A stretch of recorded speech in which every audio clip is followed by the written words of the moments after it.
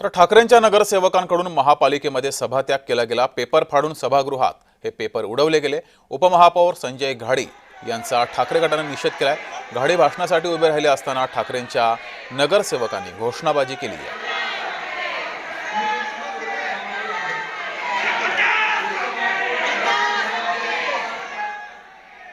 तर या पालिका निवडणुकीमध्ये महापौर निवडीच्या वेळेस नेमका काय गोंधळ झालेला आहे, कशा घोषणाबाजी झाल्या आहेत, या सर्वाची सविस्तर माहिती घेऊया। आपले मुंबईचे प्रतिनिधी जय पवार आपल्यासोबत जोडलेत। जय, महापौर निवड तर झाली आहे, मात्र विरोधक कमालीचे आक्रमक झाले होते, घोषणाबाजी सुद्धा झाली होती, त्यामुळे भविष्यामध्ये नेमकं काय असेल याची चुणूक ही आज दिसली आहे।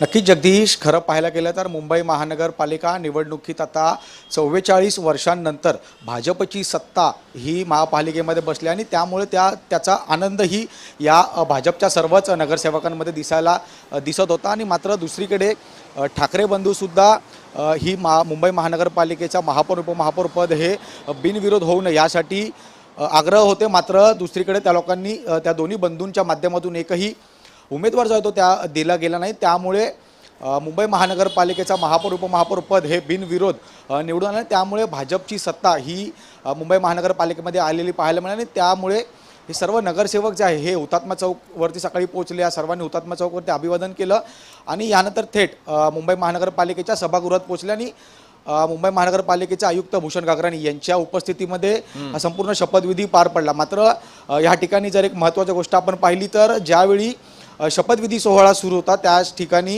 मुख्यमंत्री देवेंद्र फडणवीस त्याचबरोबर उपमुख्यमंत्री एकनाथ हे सुद्धा उपस्थित होते। मात्र त्यांच्या समोरच आपण जर पाहिलं तर ठाकरेंच्या नगरसेवकांकडनं घोषणाबाजी जी आहे ते देण्यात आल्याचा पाहायला मिळाला। एकंदरीत गदारोळ हा संपूर्ण सभागृहात झाल्याचा पाहायला मिळाला। एकंदरीत महापौर ज्यावेळीच भाषणासाठी उभे राहिले त्यावेळी एकूणच काँग्रेसचे जे नगरसेवक होते यांना कुठेतरी त्या सभागृहात बसण्यासाठी आसन व्यवस्था नसल्यामुळे त्यांनी सुद्धा या महापौरांना जे ते घेराव घातलेला पाहायला मिळाला। त्याचबरोबर दुसरीकडे पीठासीन अधिकाऱ्यांच्या विरोधात सुद्धा माजी महापौर किशोरी पेडणेकर या आक्रमक झालेल्या पाहायला मिळाल्या। त्याचबरोबर ज्यावेळी उपमहापौर संजय घाडी हे भाषणासाठी उभे राहिले त्यावेळी सुद्धा आपण पाहिलं की त्यांचा सुद्धा विरोध जो आहे तो दर्शवण्यात आला। ज्या नगरसेवकांकडे भाषणाचे प्रत होते हे प्रत सुद्धा फाडून त्या ठिकाणी सभागृह जो आहे तो त्याग करण्यात आला। त्यामुळे आजचा हा सभागृहातल्या पहिल्याच दिवशी एकंदरीत विरोधकांनी जो आहे तो एकंदरीत आक्रमक भूमिका घेतलेली पाहायला मिळेल। त्यामुळे आगामी काळात आता अनेक प्रश्न आहेत, मुंबईकरांच्या अनेक समस्या आहेत,